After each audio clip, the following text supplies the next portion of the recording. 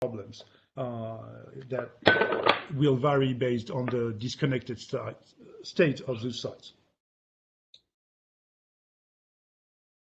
So in general, the complexity that we need to solve for at the edge are linked to, first of all, scale.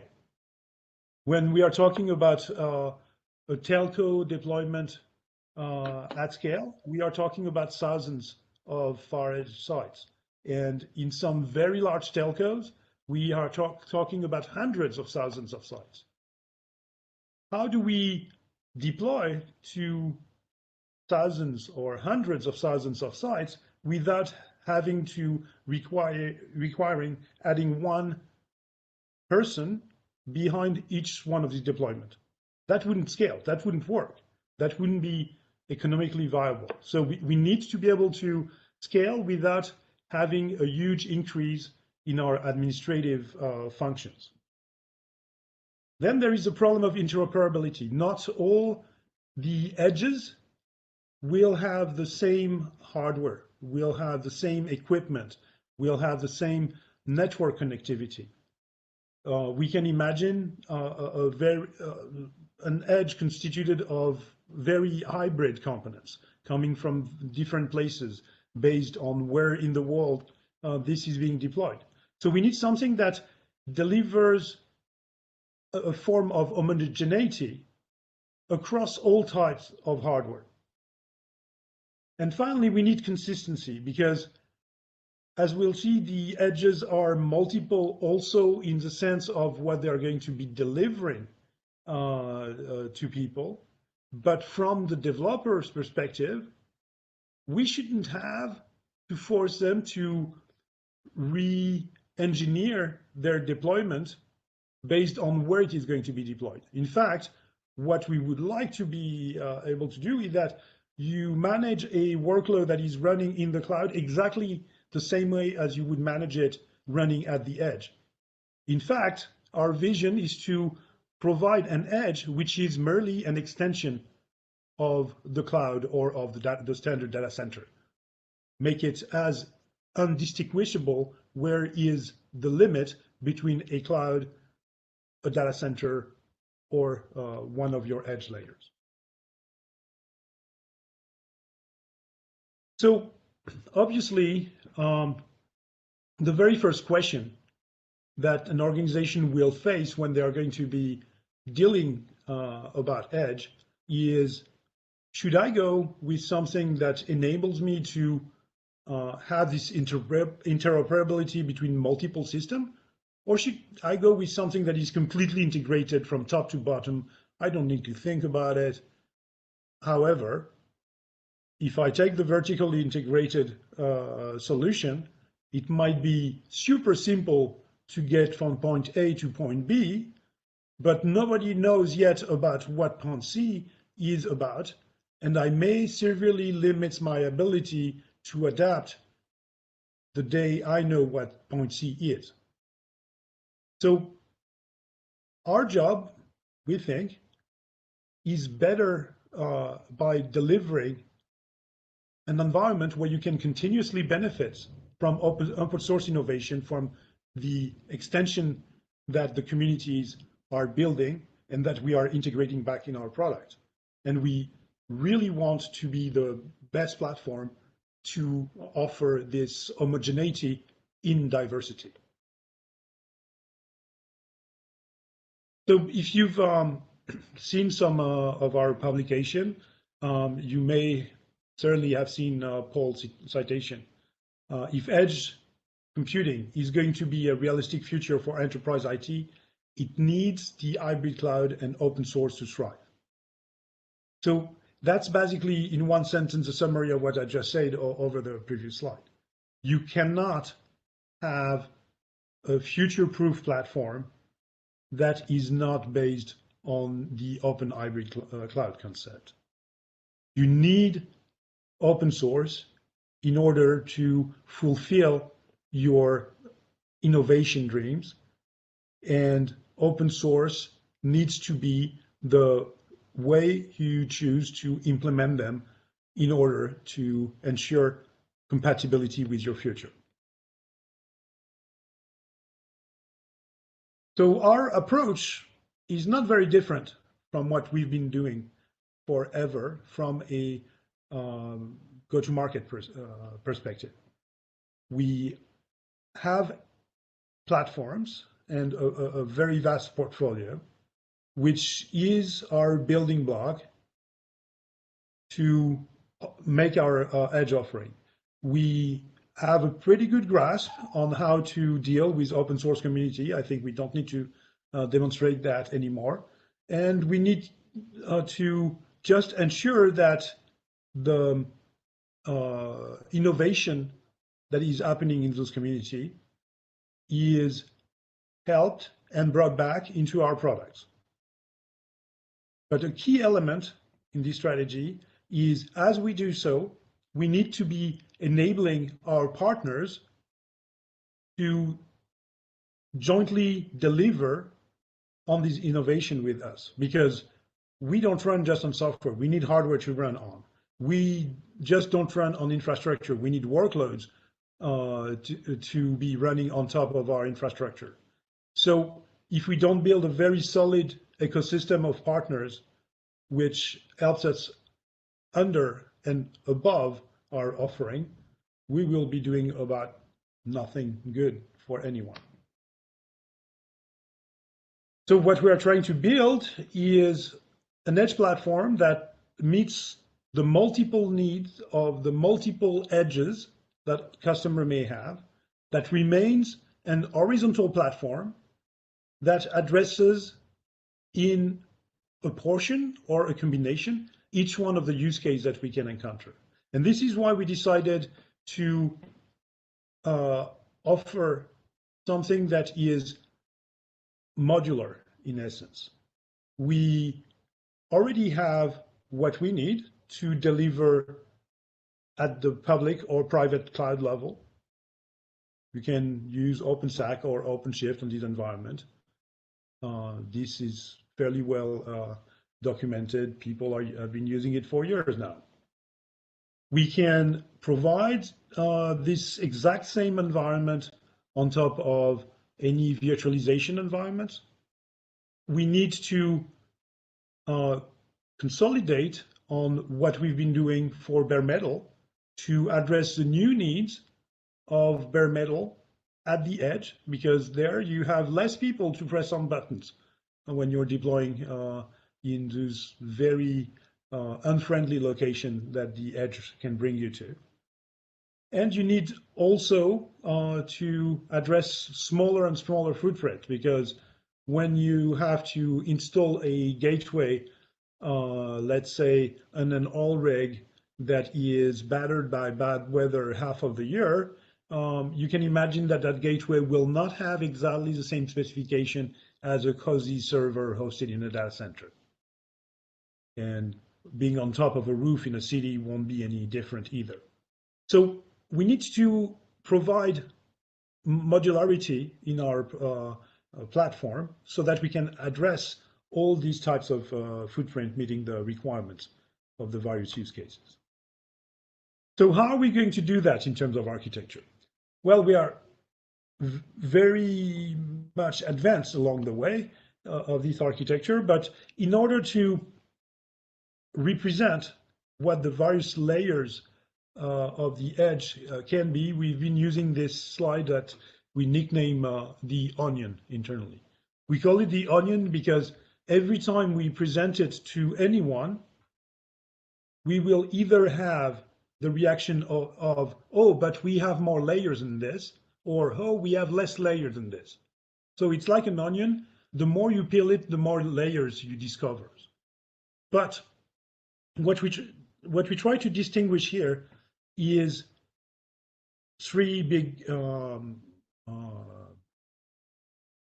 groups in this layer. At the center, you can see what we've been handling for a long time using OpenStack or Openshift, which is the core and the regional data center. That we know how to handle pretty well. The number of those sites is not going to grow as we move to edge.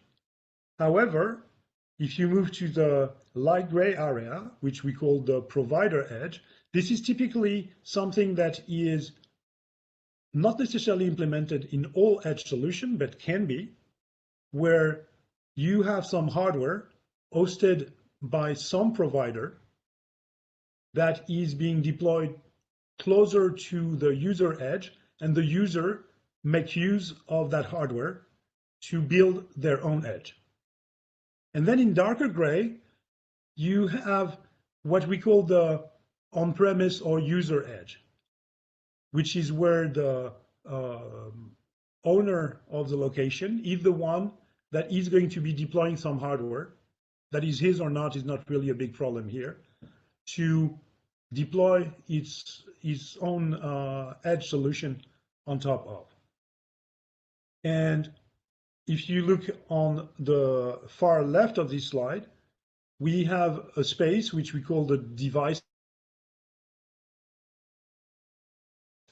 data from, or inject data into, or configure. These devices are a little bit outside of our direct focus, meaning that we don't intend to be running the operating system that is making these devices live. We think that our role is to provide the infrastructure from the point where we collect the data or control the devices. So in our analysis, what we need is to provide a way to deploy the infrastructure as a very small cluster, and the smaller we could consider a valid HA cluster is 3 nodes. And in order to make that as small as possible, it's 3 nodes where we combine both the supervisors and the workers on those nodes. And this is something that actually has already been shipped with Openshift 4.5, which was released a couple of weeks ago. You have this in the box. You already are able to do 3-node edge cluster. Then we need a first model of handling a large number of nodes. In the case you have pretty good connectivity, which we call remote worker nodes. So basically you deploy a set of supervisor at a central location, and you have a bunch of remote location where you can deploy 1 or more worker nodes. Then we have the case of those single nodes which do not have a reliable connection, and for which we need to have the ability to survive a disconnection and continue on being able to schedule things on top of it, even though we may be disconnected for days or weeks. And that's where single node edge server are needed. And finally, because memory is an important constraint, there will always be a space where just running an OS with just having the ability to launch 1 or 2 static containers on top of it will have a play. And that's where this very small footprint device edge is going to be needed. The first step we did to cover edge requirements was what we called OpenStack distributed compute nodes. So this is OpenStack being deployed in a central data center, and you have the ability to put your Nova nodes in various faraway locations. And while this is a great solution, most of the edge use cases that we are seeing today are not anymore VM-based, but container-based. So we inspired ourselves from this architecture diagram to start building what, within the Openshift context, we call the remote worker nodes. And it's not to say that one is better than the other. It's to say that if you need to deploy VMs at the edge, we know how to do that with OpenStack. But if you want to deploy containers and some VMs, OpenShift combined with OpenShift virtualization can allow you to do that as well. So what we envision for OpenShift to be, I would say by mid-2021, is to be able to address all of the requirements that we've described before within OpenShift, and solely with OpenShift as the central platform, deployed on any hardware you want, virtual or bare metal. So in this diagram, what we see here is a central data center where we have OpenShift deployed, and we have ACM, or Red Hat Advanced Cluster Management for Kubernetes, which is just about to be released. And that's going to be a key part of our edge offer. Then we have regional data centers, which can either, or have both actually, have masters, or sorry, supervisors in the new nomenclature, supervisors, which are controlling a bunch of remote worker nodes, or we can just have other types of regional data center deploying combined masters and workers. And then we can have as many as we want single node sites where we are using this notion of single server standalone nodes. So once we have that, we can then build as many layers as we want. And we have an environment where OpenShift is being globally managed using ACM, whether we are talking about the single nodes, the remote worker nodes, the 3 nodes deployment, etc., etc.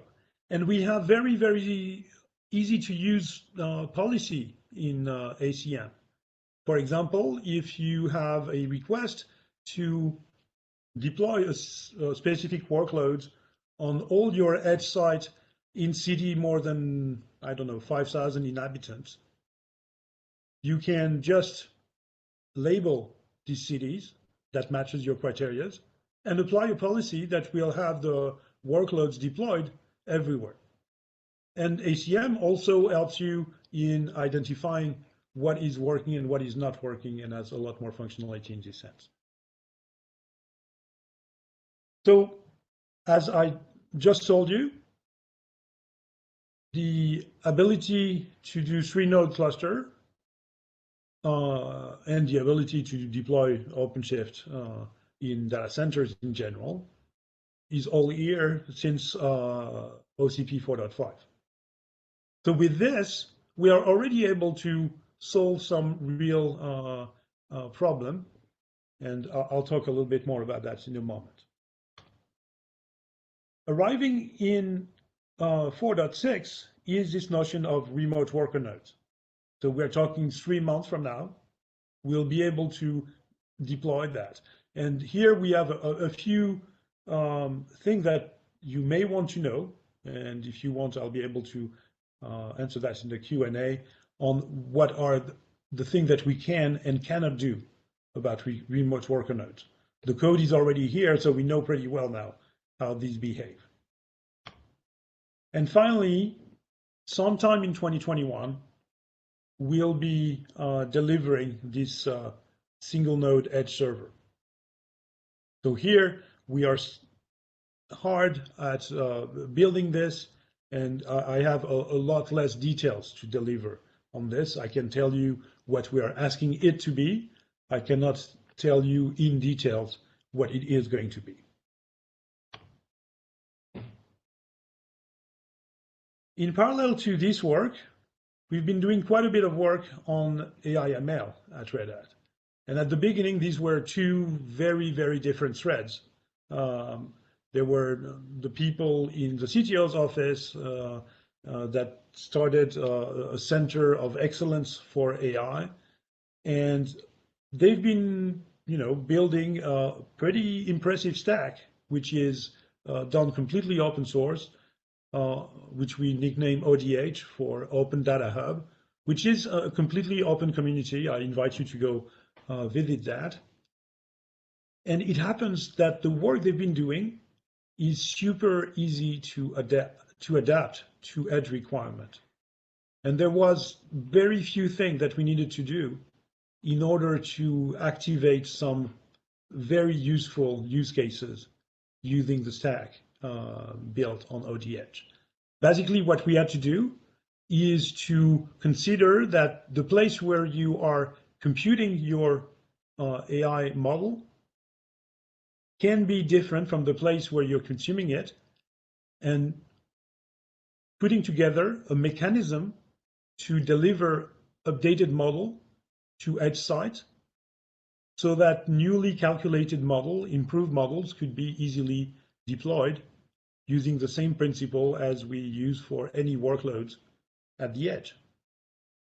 So we've been doing that, and the result has been showing in the first blueprint that we're going to be delivering, which is the manufacturing use case that Wolfram has been working on.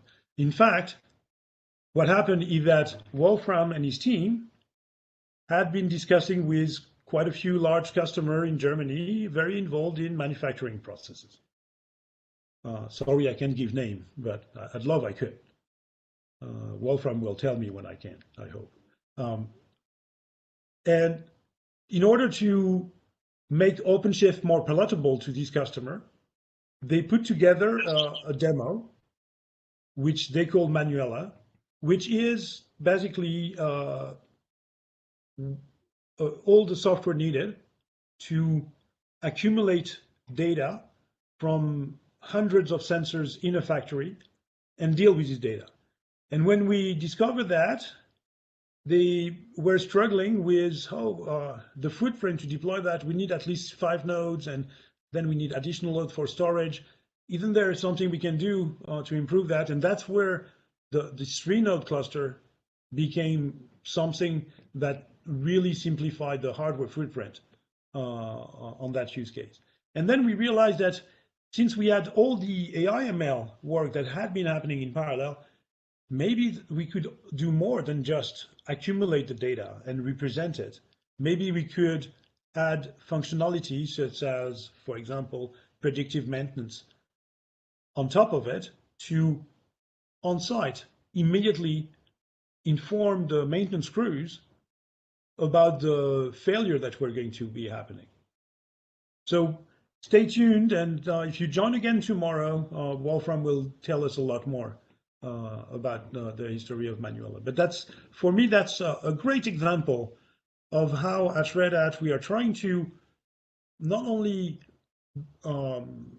collect information and cooperate in upstream community, but we also try to use that notion of community to collect the feedback from our field, from our customer, to build new solution. And we hope that this pattern of developing a reusable blueprint based on field engagement, so that we can improve and iterate together on these blueprints, is something that we are going to be repeating successfully much more often.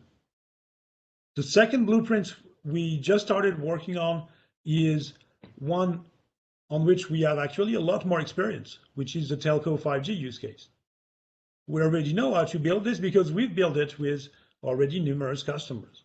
However, transforming it in a reusable blueprint is something that we just started, so that we can create a community around it, so that we can co-contribute to that environment.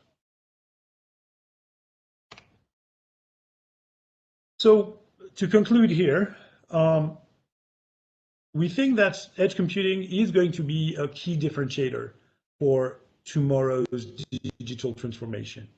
But in order to make our customers successful in that transformation, we need to deliver them consistency. We need to deliver them innovation coming from open source communities. and we need to deliver them versatility. I'm going to get it right at some point. And on this, I'm going to stop, reminding you once again that you can register for Wolfram presentation tomorrow to get a lot more details about this manufacturing use case. And Wolfram, I think you're going to be doing a demo, right? Is that correct? Yes, I hope I'll have adequate time. So at least I hope to show the basic initial use cases that we have around application deployment and configuration management at the edge. Excellent. Yeah. So very exciting session coming up, but in the meantime, we still have quite a few minutes to talk together if you have questions or want to tell me that I forgot something in that plan. Thank you, Nick. Thank you So very we do have a question, Nick, that came into the chat through our YouTube channel. Question is, do we have any edge computing API standards? So there is no such thing as edge computing API standards. There are vertical standards. So for example, in the manufacturing environment, sensors like to speak SCADA with the various environment. And they like to use a protocol called CAN to do their time management, where in the telco industry, they love using TSN, and they are using acronyms such as CU and DUs. Well, I'm not going to bore you. What we think is that the Kubernetes API is, or should be, or should soon become, the standard API for managing the edge. And actually, ACM, which is using the Kubernetes API to deal with a fleet of clusters, and has been tested with up to thousands of those clusters, is going to be exercising this Kubernetes API to deliver this simple management, this scalable management interface at the edge. Okay. I don't see any other links. Oh, here's a question. Remote worker nodes. I think the question is, when will those be available? He joined late. So, okay. as I said earlier, it's going to be with OpenShift 4.6. And OpenShift 4.6, if not delayed, should be available around November. Okay. I don't see any more questions coming in. I did put a link to Wolfram's presentation tomorrow. Please feel free to come along. He's going to have a lot of great further detail to what Nick already added. Any other questions that you would like for us to address? Well, if you wake up tomorrow or in 1 hour with a question, I'm available on Twitter. My handle is Nijaba, Nijaba. So feel free to ask me a question or two online. Fantastic. It looks like there's nothing else in the chat. And so I think we're good. Again, we're hopefully both of you, or well, everyone can join the call tomorrow. Again, a lot more detail. The session is being recorded. I've put the link again to Wolfram's session in the chat, so if you want to click on that. And just wanted to say thank you to everybody for attending, and hopefully we will see you tomorrow. Thank you. Thank you.